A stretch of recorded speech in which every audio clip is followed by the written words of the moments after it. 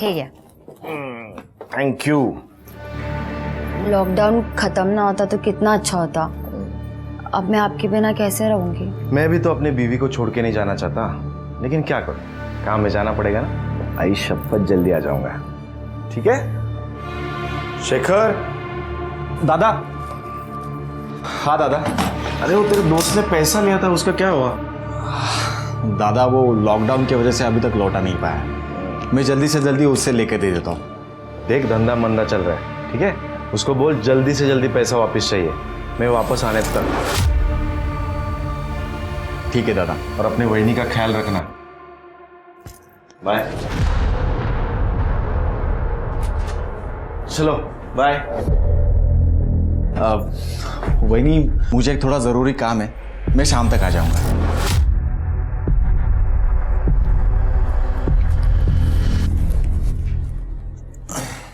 Bye.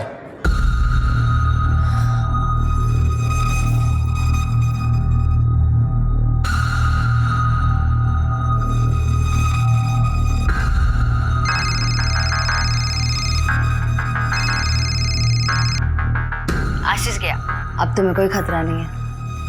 मैं अभी आता हूँ।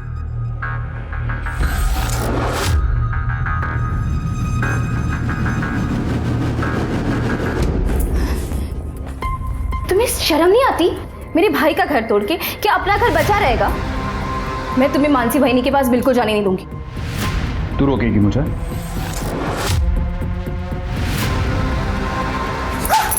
तू रोकेगी मुझे? योगेश, योगेश प्लीज। नहीं नहीं।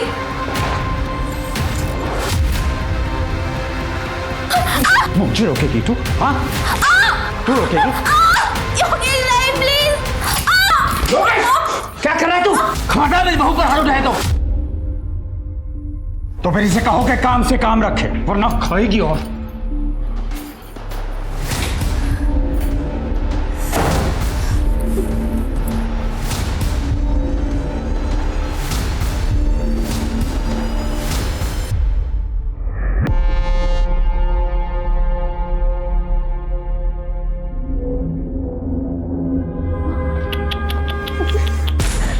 अरे रे रे रे, कितना मारा है तुझे?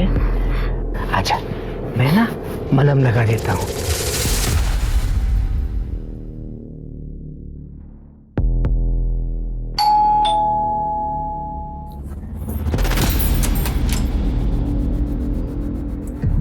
अरे चोरों की तरह नहीं, शेरों की तरह।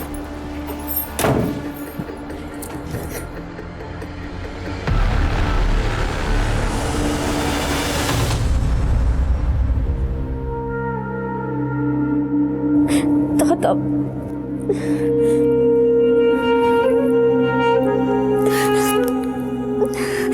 शेखर, शेखर फोन उठाओ।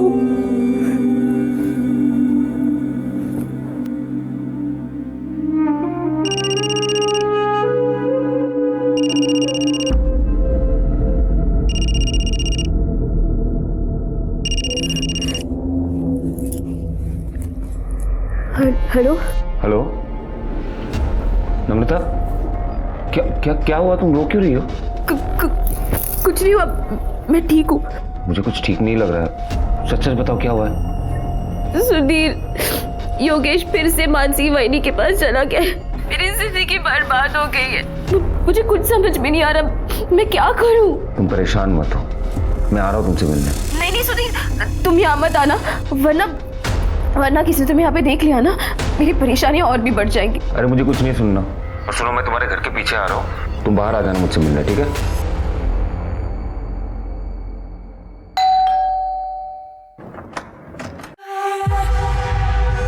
आशीष, कैसी हो? मैं ठीक हूँ। बोल कर गए थे कि जल्दी आ जाऊंगा, लेकिन इतने दिन लगा दिए। अरे क्या करूं मेरी जान, काम धंधे के लिए बाहर तो निकलना पड़ता है ना। फिर ये लॉकडाउन हो गया, अभी भी कैसे आया हूँ सिर्फ मुझे पता है। और इस लॉकडाउन में तुम्हारे बिना मेरी क्या हालत हुई है वो मैं किसे बताऊं? मुझे बताओ ना।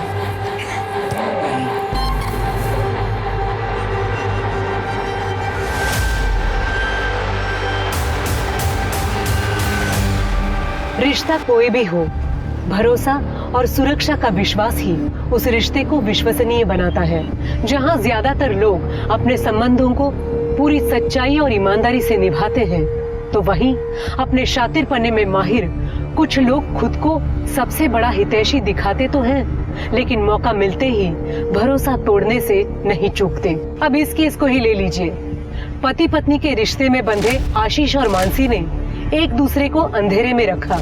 एक दूसरे के प्रति उनका भरोसा अवैध संबंधों की हवस की भेंट चढ़ गया। लेकिन क्या उस हवस की चादर को ओढ़कर वे जिंदगी भर छिपे रह पाएंगे?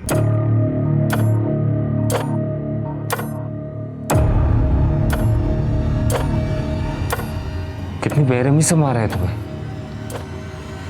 बता, तुम्हारी ये आंसू मुझसे सह नहीं जाते।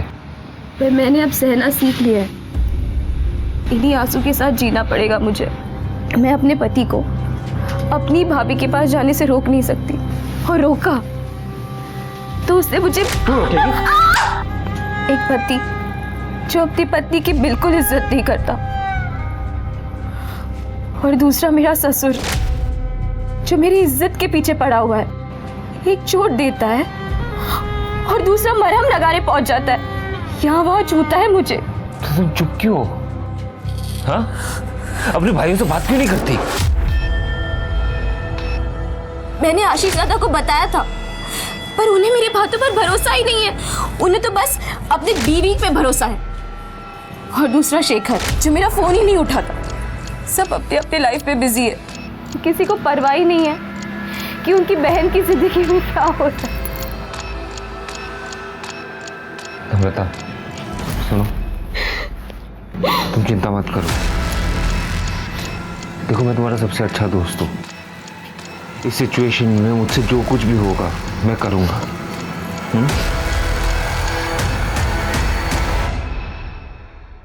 आ नहीं सकते थे, फोन तो कर ही सकते थे ना। अरे हाँ, वो इस मक्कर का भी फोन अभी आना था। कौन है? एक दल्ला है, बिजनेस राइवल। हम लोग जो और बाकी कंपनियों को माल बेचते हैं ना, उसमें से कमीशन खाता है ये। मेरी ईमानदारी की वजह से इसका बिजनेस चौपट हो गया है। हेलो आशीष भाऊ, ऐसी भी क्या नाराजगी? फोन तो उठाओ कम से कम। वैसे भी तुमने मुझे घर पर बैठने को मजबूर कर दिया है। ऊपर से लॉकडाउन ने मेरी कमर तोड़ दी है। देखो भाऊ, अकेले खाओगे तो हजम नहीं कर पाओगे। क्या मतलब? मतलब ये कि एरिया बांट लेते हैं। तुम्हारा बिजनेस तुम करो और मुझे भी अपना कमा के खाने दो। औकात से ज्यादा खाने वाले का पेट ना ऐसे ही फटता है। कि ऐसा ना हो कि वक्त फिर से करवट बदले और तुम धप से मुंह के बल आगे रहो। फालतू की धमकी देना बंद कर, समझा ना? तूने खुद अपनी लालच और बेईमानी की वजह से तेरा धंधा डुबाया है। मान ले कि तेरा इस धंधे में टाइम खत्म। किसका टाइम खत्म हुआ और किसका शुरू होगा, ये तो वक्त ही बताएगा।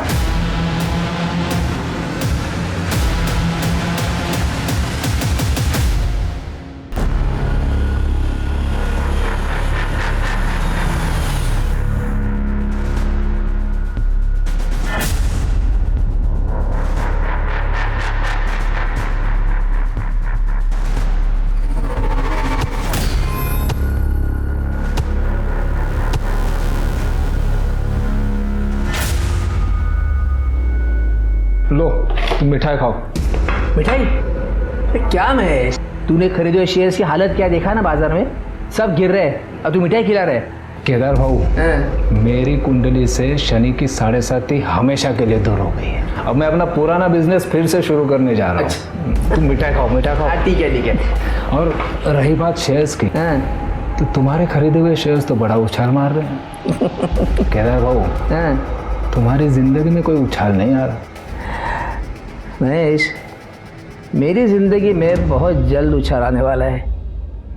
तो जानता है, मेरा बेटा योगेश नम्रता को, मेरी बहू को आए दिन मारते रहता है। अब उसकी बेरुखी से तंग आकर वो जल्द ही मेरी बाहों में आने वाली है। ये बात अब इस बात पर तू मिठाई खा ले। कौन आ गया?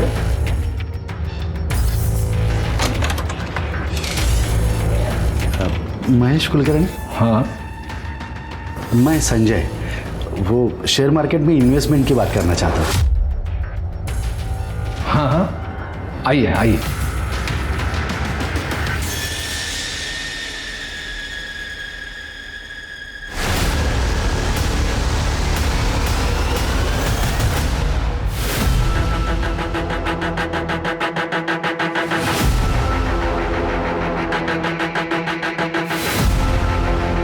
रुको रुको इधर रुको।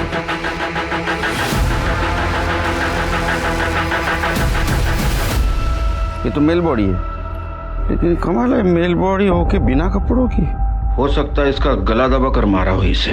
इसका चेहरा भी बिगाड़ा गया है सर। डेफिनेटली पहचान छुपाने की कोशिश की गई है। हो सकता है किसी पत्थर वत्थर से मारा हो। लेकिन इसको यहाँ मारा गया है और या कहीं और मार के यहाँ लाया है।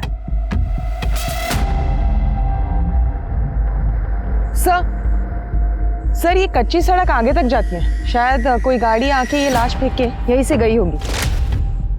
करोड़े कैसे सापड़ता कब बघा सर। शिरके सर, बॉडी को पोस्टमार्टम के लिए भेज दो और आसपास पूछताछ करो, किसी ने कोई एक्टिविटी देखी है क्या। और आसपास जितने भी पुलिस स्टेशन है वहाँ इंक्वायरी करो, कोई मिसिंग कंप्लेंट है क्या। ठीक है सर।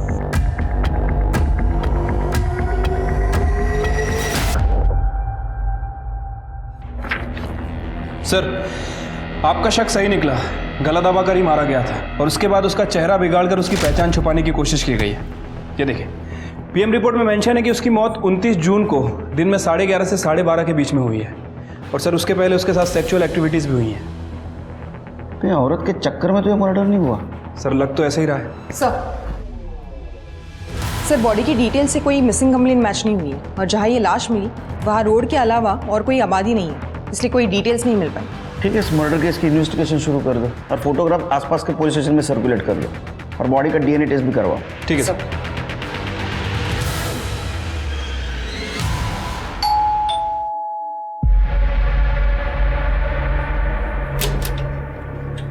मानसी देशपांडे जी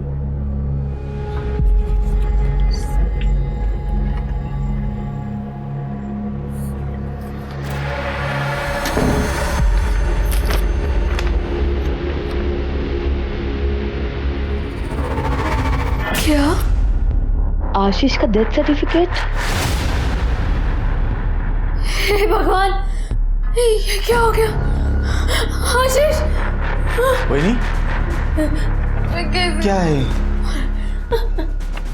हे भगवान,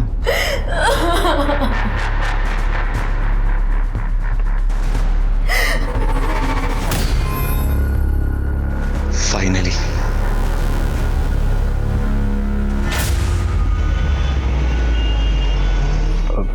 ठीक है, मैं बोल देता। सुनो, क्या हुआ?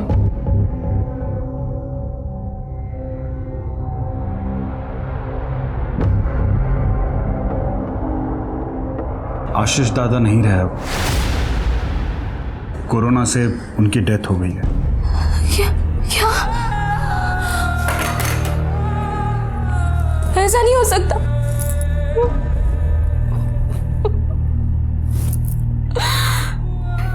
संभालो अपने आप को। अब वैसे भी हमारे रास्ते का कांटा तो निकल ही गया ना। मैं तुमसे तलाक देके मानसी से शादी कर लूंगा।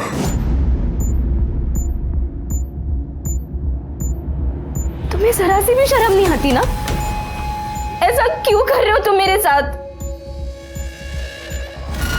योगेश, योगेश रुको योगेश, प्लीज मुझे ऐसे मत ठुकराओ। छोड़ बाला। योगेश, तुम्हारी हिम्मत कैसे हुई नम्रता के साथ ऐसा बिहेव करने की? चाहता हो गेट आउट।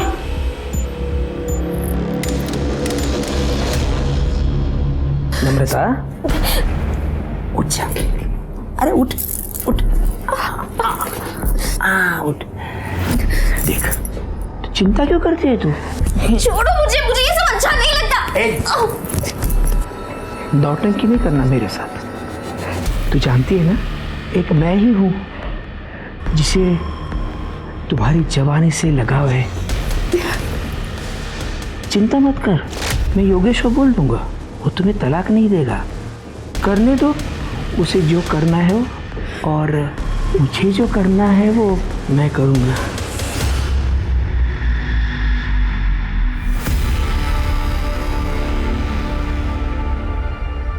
ये नंबर क्यों नहीं लग रहा है?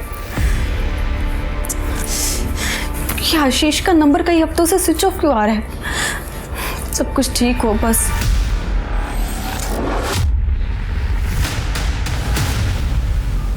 मानसी बहनी, प्लीज मेरा घर मत तोड़ो, योगेश को छोड़ दो। देख नम्रता, तू अपने पति को नहीं संभाल पाई तो इसमें मेरी क्या गलती है? मतलब तू सीधे से नहीं मानेगी? मैं तुम्हें ना करी। छोड़ो उसको।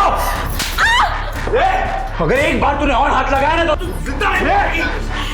मेरे बहन को हाथ कैसे लगाया? शेखर, ये मानसी बहनी और ये योगेश दोनों का चक्कर चल रहा है। क्या?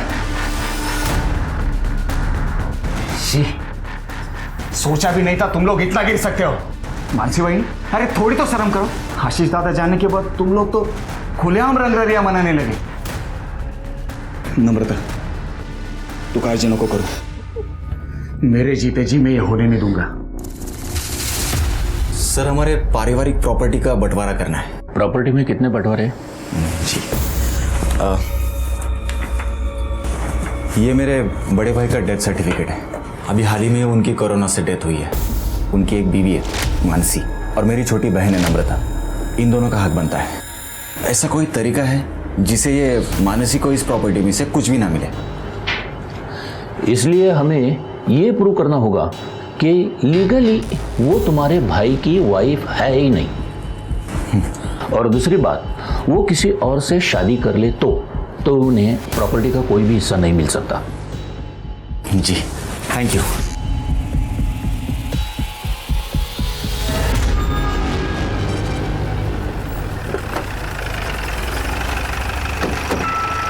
सर, आपने जो डीएनए रिपोर्ट मंगाई थी वो आ गई। सर एक मिनट। हेलो, एडवोकेट सलागरे बोल रहा हूँ। केड़कर साहब से बात हो सकती है? हाँ एक मिनट सर, मेरे साथ ही हैं। सर आपके लिए।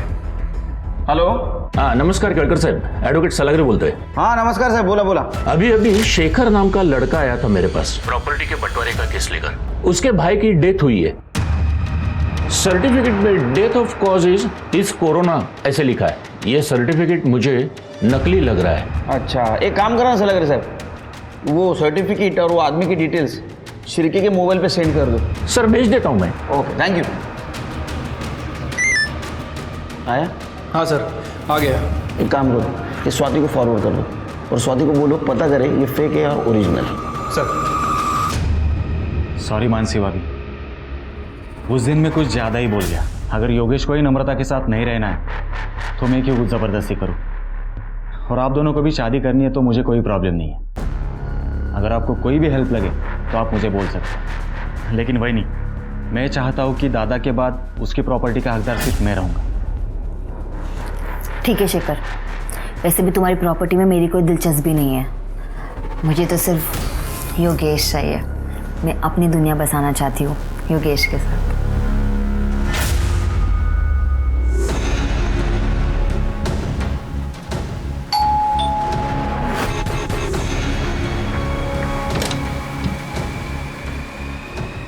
आशीष, आइए ना।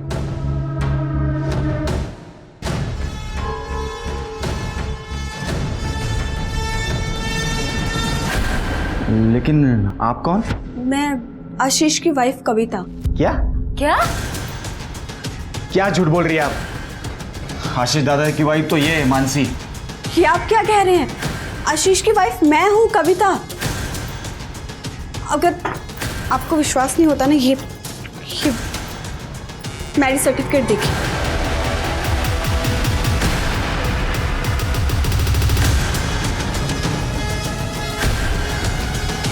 और ये सर्टिफिकेट तो आपकी शादी के भी पहले का है।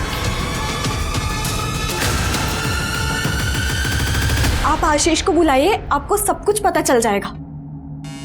लेकिन आशीष दादा की तो कुछ ही दिनों पहले कोरोना से मौत हो गई है। क्या? आशीष,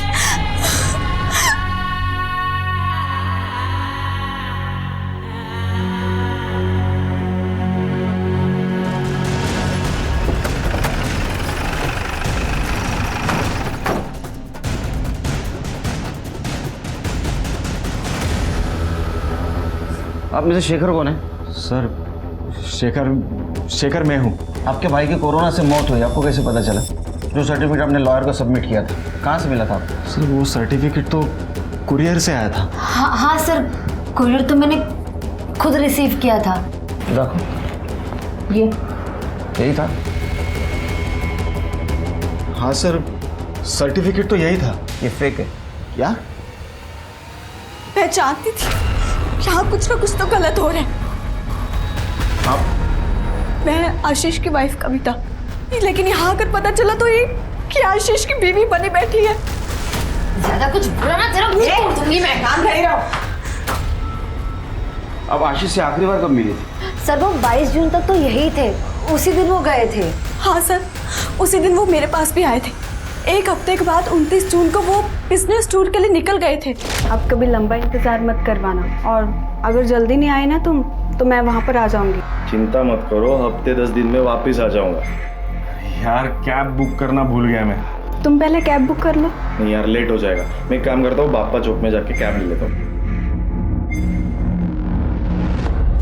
साहब, आशीष ने मुझे इस घर और शेखर के बारे में बताया था, और बहुत दिन तक जब आशीष का नंबर स्विच ऑफ गया और ना ही कोई कांटेक्ट हो पाया तो मैं उसे ढूंढते ढूंढते यहाँ तक आ गई। और सर आशीष दादा भी 22 जून के बाद वापस घर आए ही नहीं। हाँ सर, वो सिन्नर जाने का कह के गए थे। आशीष की किसी के साथ दुश्मनी थी? नहीं सर, उनकी किसी के साथ कोई दुश्मनी नहीं थी। दादा एकदम सीधे आदमी थे, वो सिर्फ अपने काम से काम रखते थे। सब महेश कुलकर्णी, ये आशीष का कॉम्पिटिटर हुआ करता था। आशीष ने अपनी मेहनत और ईमानदारी से उसका विश्वास जीत लिया था, और जिसकी वजह से महेश का कमीशन का धंधा भी चौपट हो गया था। और फिर एक दिन उसने आशीष को फोन पर धमकी भी दी थी। कहीं ऐसा ना हो कि वक्त फिर से करवट बदले और तुम धप से मुंह के बल आगे रहो। फालतू की धमकी देना बंद कर, समझा ना?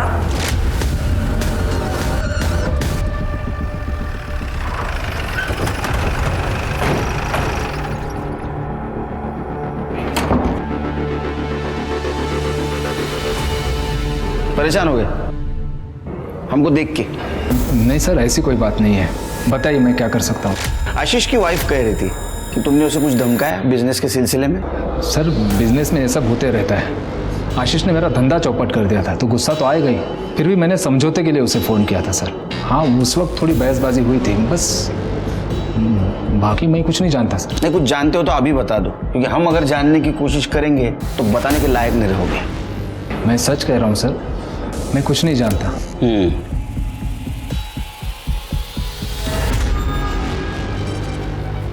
सर मुझे तो इस शेखर का ही हाथ लग रहा है, क्योंकि प्रॉपर्टी के बंटवारे को लेके वो डायरेक्ट लॉयर के पास चला गया। सर ये बात कुछ हजम नहीं हो रही है। लेकिन आशीष को मार के शेखर को ज्यादा कुछ नहीं मिलता, क्योंकि आशीष के मरने के बाद उसकी प्रॉपर्टी तो उसकी वाइफ को मिलने वाली थी। ये महेश हमसे कुछ छुपा रहा है। एक काम करो, महेश का सीडीआर रिपोर्ट और मोबाइल लोकेशन ट्रैक करो, और ये जो फेक डेथ सर्टिफिकेट मिला था वो किसने बनवाया था ये भी चेक करो। शायद उससे हमें पता चले कि आशीष के साथ एक्चुअल में क्या हुआ था। ठीक है सर। सर, कविता के बयान के मुताबिक 29 जून को आशीष नासिक से निकला था, और उसके अगले ही दिन हमें एक आदमी की लाश मिली थी नासिक के जंगल में। सर लाश की पोस्टमार्टम रिपोर्ट के हिसाब से उस आदमी की मौत 29 जून को ही हुई थी, तो कहीं ये लाश आशीष की तो नहीं? उस बॉडी से शेखर का डीएनए मैच कराओ। सर शेखर का डीएनए मैच होते ही इस बात की भी पुष्टि हो गई कि 30 जून को नासिक के जंगल में मिली लावारिस लाश दरअसल आशीष की ही थी। लेकिन पुलिस के सामने ये सवाल अब भी मौजूद था कि आशीष को आखिर मारा किसने।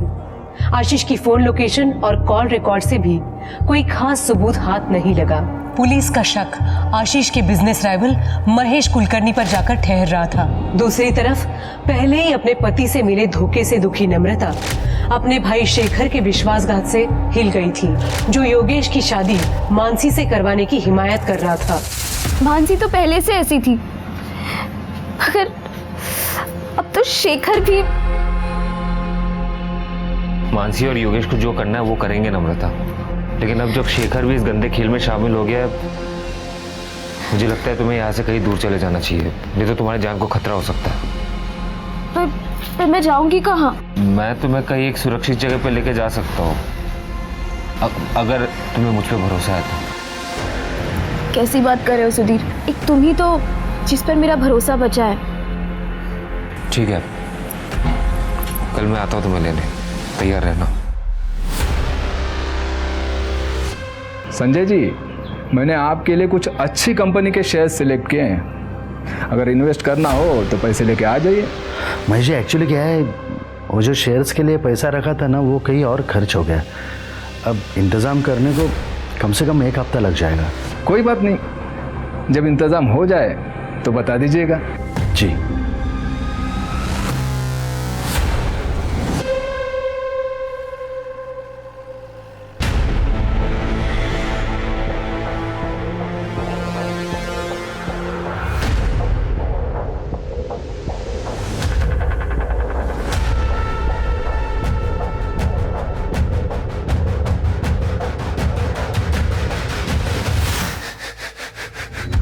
नम्रता, नम्रता, नम्रता, क्या है?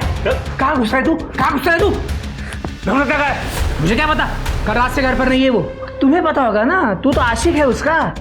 बता कहाँ छुपा के रखा है उसे? मुझे नहीं पता नम्रता कहाँ पे। तो किसी और के साथ भाग के। सच सच बता नम्रता कहाँ है? तुम लोग उसे बहुत परेशान करते हो, मुझे पता है। कहाँ छुपा के रखा है? कहाँ छुपा के रखा है? हिम्मत कैसे हुई तेरे मेरे बाबा को हाथ लगाने की? हाँ, हिम्मत कैसे हुई? छुपा के रखा है, मैं उसे ढूंढ के निकालूंगा, मैं बोल रहा हूँ। अरे जा जा, नम्रता जहाँ भी होगा ना, मैं पता लगा के रहूंगा। चल निकल। नम्रता कहाँ है? चल, पता लगाता है साला। कातिल बहुत चालाक है शेर के, और इसलिए उसने कोरोना का सहारा लिया।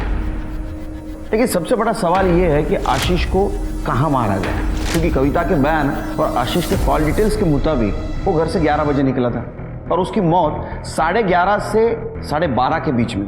तो इसका मतलब उसको रास्ते में ही मारा गया। सर, कविता ने हमें बताया था कि आशीष ने घर से कैब बुक नहीं की थी। वो पैदल बापा चौक तक गया, जो वहां से 200 मीटर की दूरी पर। सर, हो सकता है इसी बीच आशीष को किडनैप करके मार दिया गया हो, या फिर कातिल उसी कैब में हो। सर, लेकिन अगर कातिल ने आशीष को सिन्नर में मारा तो उसकी लाश को नासिक के जंगलों में क्यों फेंक दी?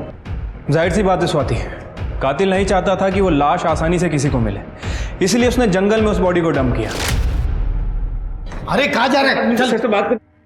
अरे करणे येऊ दे त्यांना, लोकांच्या तक्रारी ऐकण्यासाठी जात ना आपण इकडे। सर ये नम्रता गायब हो गई है सर। क्या सर? उसके पति योगेश और आशीष की बीवी मानसी, इन दोनों के बीच में अफेयर चल रहा है सर। सर मुझे पक्का यकीन है इन दोनों ने गायब किया सर। आप उन दोनों को छोड़ना नहीं सर, प्लीज। गायब कौन कर सकता है लेकिन नम्रता को? सर शेखर उसका भाई सर वो भी ये कर सकता है सर। ये योगेश और मानसी की शादी को रोकने के बजाय वो उसे सपोर्ट कर रहा है प्रॉपर्टी के चक्कर में सर। और नम्रता ने उसे वार्निंग दिया कि अगर उसने ऐसे किया तो प्रॉपर्टी में अपना हिस्सा वो नहीं छोड़ेगी। इन सब से पूछताछ करनी होगी। अरे सर, हमें नहीं पता वो कहाँ चली गई है। हाँ सर, एकदम कैरेक्टरलेस औरत थी, कितनों के साथ उसके चक्कर थे सर, और उसमें से ये एक सुधीर भी है, पूछिए उसको। और सर एक बार तो उस कमीनी के लिए इसने मुझे मारा भी था, पूछो। को जानवर को तार मारा तूने? हाँ? अब मार क्या होती है ना, मैं तुझे बताता हूँ। तुझे क्यों इतनी तकलीफ हो रही है? हाँ, तेरा अफेयर चल रहा है क्या उस कमीनी के साथ? तेरे जैसा नहीं समझा, और ना ही वो मानसी की तरह है कि पति होने के बावजूद यहाँ मुंह मारे। तो तुम लोग कर रहे हो। अगर नम्रता को कुछ भी हुआ ना तो मैं तुम लोगों को छोड़ूंगा नहीं। एक तरफा ही सही, लेकिन मैं उससे बहुत प्यार करता हूँ। छोड़ मुझे, छोड़ूंगा नहीं।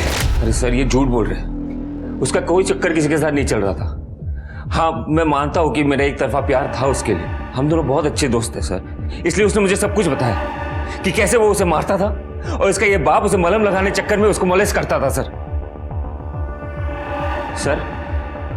उसे लगा कि वो इस घर में सुरक्षित नहीं है, उसको मेरी मदद की जरूरत थी। उससे पहले कि मैं उसे कोई सेफ जगह पे लेके जाऊं, इन लोगों ने उसे गायब कर दिया सर। अरे झूठ बोल रहा है सर, खोटा बोलते हैं। ये खुद उसको भगाने के चक्कर में था और अब हम पर आरोप कर रहा है अभी। हाँ सर मैं झूठ नहीं बोल रहा हूँ सर, मेरी बात मानिए सर।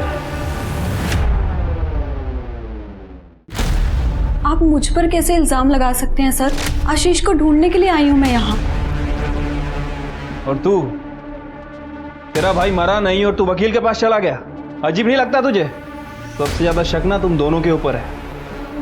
एक सीधा सीधा उगल दे वरना डंडा मार के उगलवाऊंगा।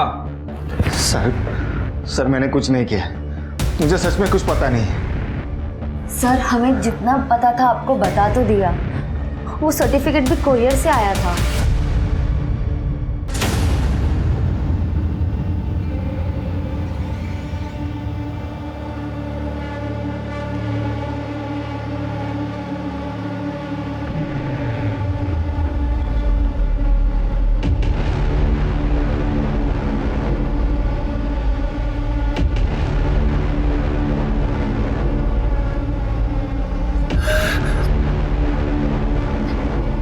पानी देता हूँ।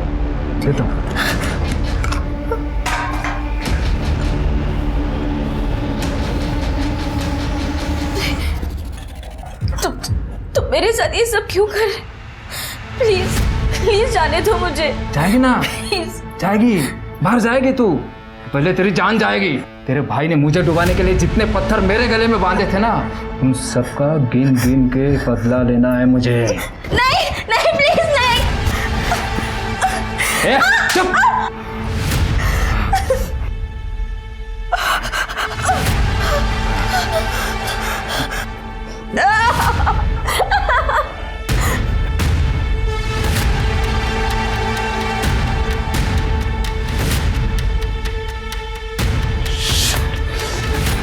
अबे आता है, मैं रुक।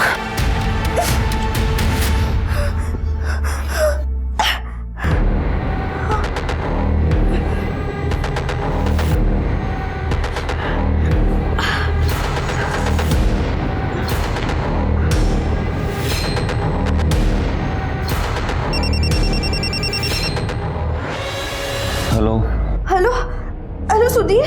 नम्रता, तुम कहाँ पे हो? तुम ठीक तो हो ना? नहीं सुधीर, मुझे इन लोगों ने ना महेश कुलकर्णी के घर पे बांध कर रखा है। ये घोल चौक है ना? हाँ हाँ बस वही। सुनो, तुम फिक्र मत करो, ठीक है? मैं तुरंत आता हूँ वहाँ पे, तुम फिक्र मत करो। हाँ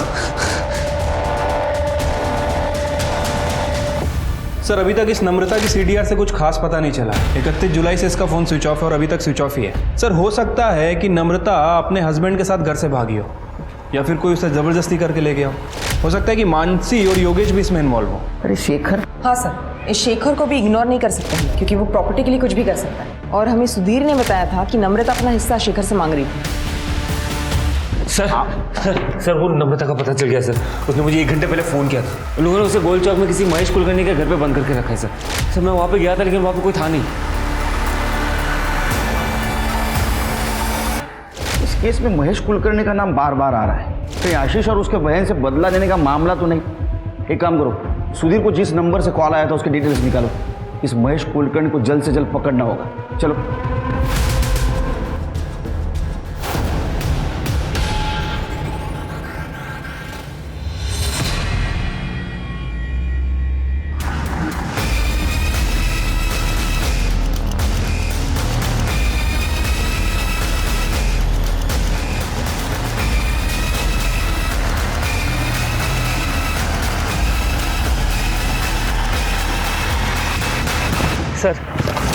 सर यहाँ पे सर ये यहाँ।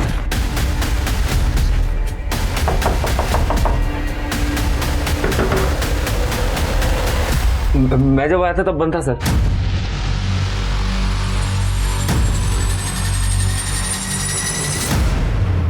नम्रता चेक करो। सर ये तो मर चुकी है।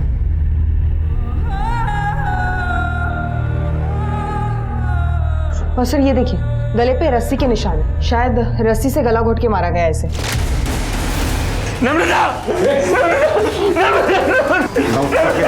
नौटंकी बंद कर। तूने मारा नम्रता को?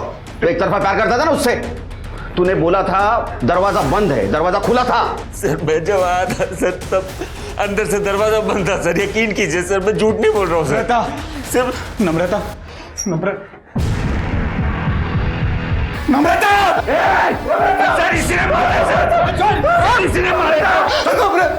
तुझे कैसे पता रे नम्रता यहाँ है? सर शेखर ने मुझे फोन करके बोला था नम्रता यहाँ पे। सर योगेश को मैं नहीं बताया था। सुधीर का पहले फोन मुझे आया था, लेकिन मैं घर से थोड़ा दूर था और योगेश मेरे ही घर पे था, इसलिए मैंने आगे भेज दिया। हटा दिया ना तूने तेरी बीवी को रास्ते से? हाँ, मानसी के साथ अय्याशी कर रही थी ना तेरे को, सच बोल। सर सच बताऊं तो आप लोगों के आने से पहले मैं यहाँ आ चुका था, लेकिन जब मैं यहाँ आया तो मैंने देखा कि ऑलरेडी नम्रता मर चुकी है, इसलिए मैं डर गया और डर के बाहर जाके छुप गया। सर ये शायद महेश का फोन है जिससे नम्रता ने सुधीर को कॉल किया। महेश मिल गया। क्या रे? खुश हो गया ना तू? भाई बहन को मार के तेरा बदला पूरा हो गया? सर आशीष और नम्रता को मैंने नहीं मारा है। हाँ, मैं नम्रता को यहाँ ले आया था, पर केदार के कहने पर। देख, मेरी बहू नम्रता घर से भागने की तैयारी में है। वैसे मेरे बेटे योगेश ने तो उसे जिंदगी से निकाल ही दिया है। अब उसको किसी सुरक्षित जगह की तलाश है। इस स्थिति में उसके भाई का दुश्मन मतलब तू, तेरे उस वाले घर से सुरक्षित और कौन सी जगह हो सकती है? उसके बाद में केदार के घर पहुंचा। केदार ने नम्रता को पहले ही बेहोश करके रखा था। फिर मैंने नम्रता को गाड़ी में डाला और यहाँ ले आया। सर उसके बाद मैंने और केदार ने बारी बारी नम्रता के साथ शारीरिक संबंध बनाए। इन सबको कस्टडी में ले लो। चलो स्वाति, बॉडी को पोस्टमार्टम के लिए भेज दो और सीसीटीवी रहेगा तो उसका फुटेज कलेक्ट करो। सर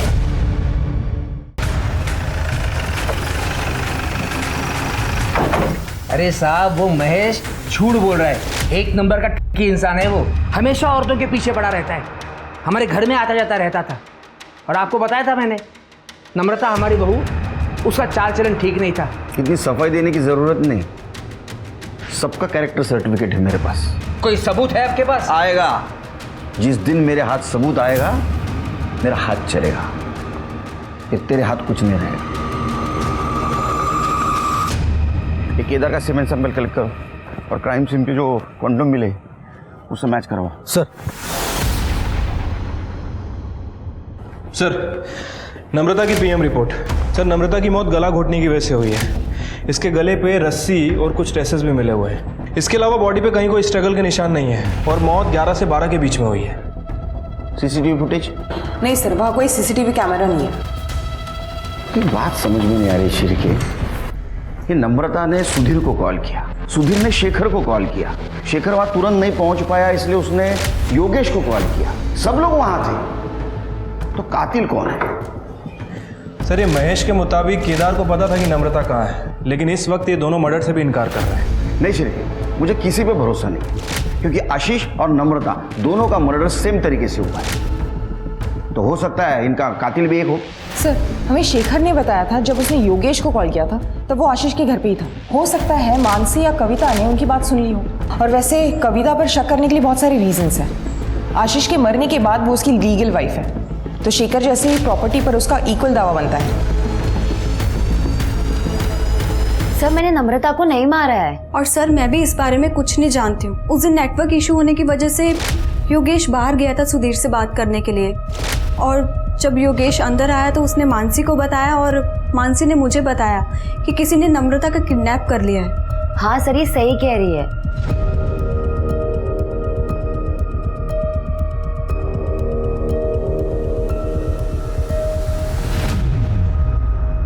सर आपको क्या लगता है, ये दोनों लड़कियां सच बोल रही है या सच को छुपा रही है? ये नम्रता को जिसने भी मारा है बहुत होशियार है। उसे ढूंढने के लिए मैं बहुत मेहनत करनी पड़ेगी। शिरके, ये आशीष का डुप्लीकेट डेथ सर्टिफिकेट जिसने भी बनवाया है उसका कुछ पता चला? फिलहाल तो नहीं सर। ठीक है।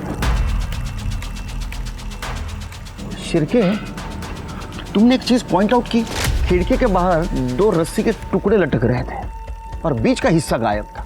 ये नम्रता को भी रस्सी से घोट के मारा गया है ना? हाँ सर। क्या ऐसा तो नहीं कि ये रस्सी उसके लिए यूज की गई हो? पॉसिबिलिटी तो है सर। एक काम करो, फॉरेंसिक टीम को बुला, हम लोग कातिल के बहुत नजदीक पहुंच गए, जल्दी। ठीक है सर। सर एक मिनट। हेलो, ठीक है सर, क्राइम सीन पे जो कॉन्डम्स मिले थे और उसके अंदर जो सीमेन था वो केदार के सीमेन से मैच कर रहा है। बोला था ना तेरे को, जिस दिन हाथ सबूत लगेगा मेरा हाथ उठेगा। सच बोल। मुझे मत मारिए, मैं सब बताता हूँ। मैं मानता हूँ कि मेरी बुरी नज़र थी मेरी बहू पर। महेश जो कुछ भी बोला बिल्कुल सच बोला। ये नम्रता को किडनैप करने का प्लान मेरा ही था, लेकिन मैं सच बोल रहा हूँ, मैंने उसे नहीं मारा सर। तूने अभी आधा सच बोला है। तूने एक औरत को मॉलेस्ट किया है, एक औरत तुझे मारेगी। स्वाति इसको इतना मारो ये सच बोले। सर आ।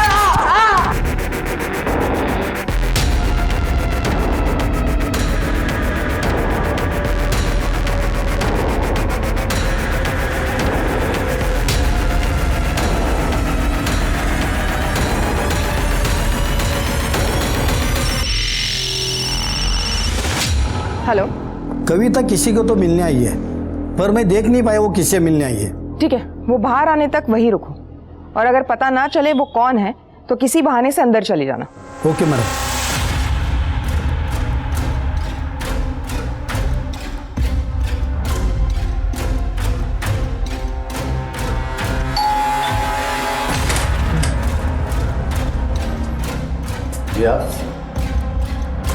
इलेक्ट्रिसिटी डिपार्टमेंटमधून आलो आहे, तुमच्या मीटरचं रीडिंग घ्यायचं आहे।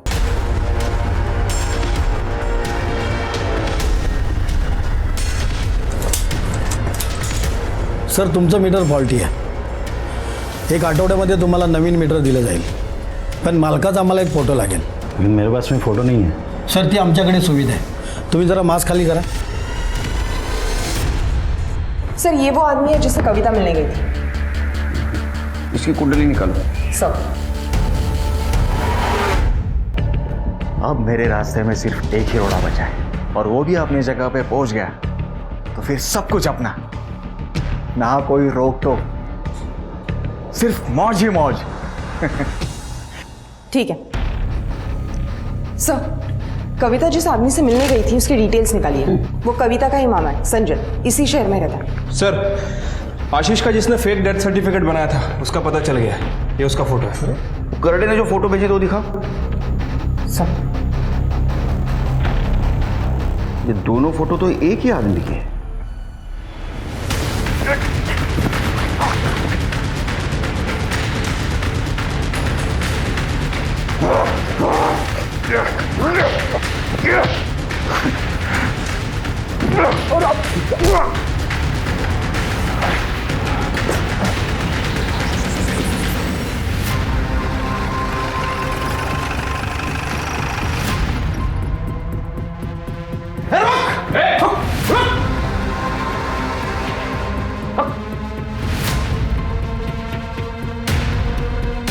सब, इसने नम्रता को मारा है। हमने जब इसे पकड़ने की कोशिश की थी ये हमलावर हो गया। बंद कर अपनी नौटंकी, समझी? ये दोनों फोटो तो एक ही आदमी के हैं। तेरे को बचाना होगा। 1 सेकंड से शेखर बच गया और 1 सेकंड से तू भी बच गया। तुम दोनों के खिलाफ सारे सबूत है हमारे पास। तुम सच बोलो ये तो हमारा डंडा बोलेगा। बताती हूँ सर, मैं आशीष से बहुत प्यार करती थी। मुझे बिल्कुल भी अंदाज़ा नहीं था कि वो मुझे इतना बड़ा धोखा देगा। वो अक्सर बिजनेस का नाम लेकर सिनर आया करता था, और जब उसने ज़्यादा से ज़्यादा वक्त यहाँ बिताना शुरू कर दिया तो मुझे उस पर शक होने लगा। फिर मैंने ये बात संजय मामा को बताई। इन्होंने आशीष के इस घर पर नज़र रखनी शुरू कर दी। तब हमें पता चला कि आशीष और मानसी शादी कर इस घर में एक साथ में रह रहे हैं।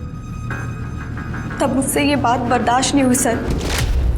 मामा, मैं आशीष को कभी माफ नहीं कर सकती, उसे मारना ही होगा। ये तू नहीं, तेरा गुस्सा बोल रहा है।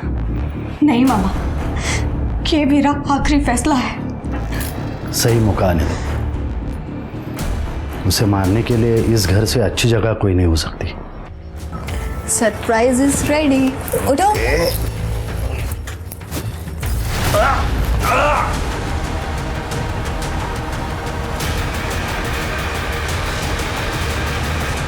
आशीष की लाश नासिक के जंगल में मैंने फेंक दी, क्योंकि अगर पुलिस इन्वेस्टिगेशन शुरू हो गया तो कविता पे कोई शक न करे।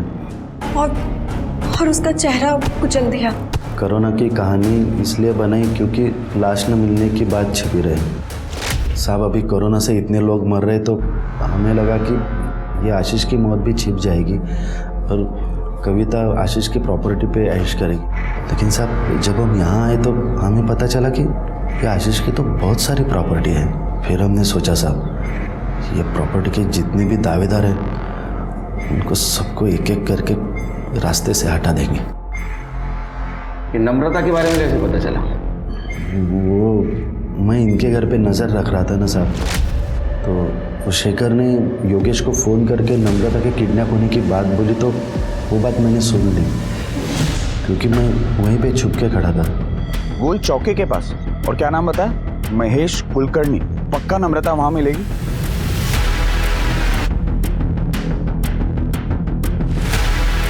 मैं वो एड्रेस पे पहुंचा और नम्रता को गला घोट के मार दिया साहब। मैंने सुधीर को आते हुए देखा। सुधीर ने बहुत कोशिश की दरवाज़ा खोलने की, लेकिन मैंने उसे खोलने नहीं दिया।